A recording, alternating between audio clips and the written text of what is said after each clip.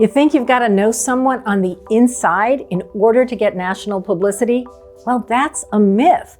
If your next door neighbor's cousin's uncle works for a national TV talk show that you want to be on, that is not an efficient path to publicity.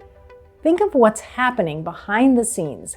Between employees, freelancers, and crew members, there are easily over 100 people working for that talk show. Most of them have nothing to do with finding or booking guests. For example, I worked on 12 seasons of the Oprah Winfrey Show, the last 8 as a post-producer.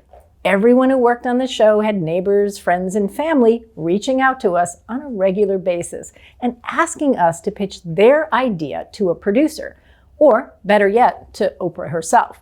But reaching out to someone who is not the decision maker on that particular show is very unlikely to result in a booking. And keep in mind, you're asking someone who works on tight deadlines, who's super busy, who hasn't had an actual lunch break in months, to do you, a complete stranger, a favor out of the blue. This is what it would look like on the inside of that national TV talk show. Let's say a very busy editor gets an email from a friend of their cousin's asking that she get a pitch directly to a producer who could book them on that show. That editor would have to stop her job and call a producer and pitch something to them from a complete stranger. Or they'd have to walk away from their work, knock on the producer's door, interrupting that person's busy day to randomly pitch a complete stranger's idea.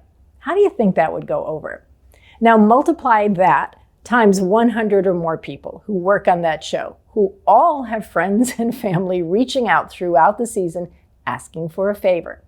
It would get completely out of hand, and producers would be understandably upset by the random interruptions by staff and crew members who should be working at their jobs, rather than advocating for people to get booked on the show. See what I mean? It doesn't work. Even if your best friend works on a show and you keep reaching out to her to see if she can talk to the producer for you, people at work will start seeing her as someone who's more concerned with having an inside track for her friend, rather than someone who's there to do her job professionally. Okay, but what if it's a podcast, not a national TV show, and your dentist's husband has a really popular podcast? It isn't exactly right for your expertise, but he does have a pretty big audience. Well, that brings us to the second reason why knowing someone on the inside is not the best path to publicity. Your message needs to be a match for that particular media outlet. If your message is not a match, and I've seen this happen, authors tend to change their message so that it fits in with the media outlet where they kind of have a connection. But this can be harmful to you because by changing your message to accommodate a media outlet, you might be confusing your audience. If you get a media interview on an outlet that is not right for you, and then you share that with your audience, they may think, oh, I thought she was a dating expert, but she's on this podcast about corporate leadership. And here's another important reason why knowing someone on the inside is not the ideal path to publicity. A media interview is not a favor. It's a strategic booking by a producer or other decision maker to serve their audience.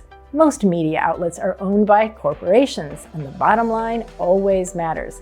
They have to book guests who are right for their audience so that their viewers, listeners, or readers are happy, are served in some way, and they get value out of it.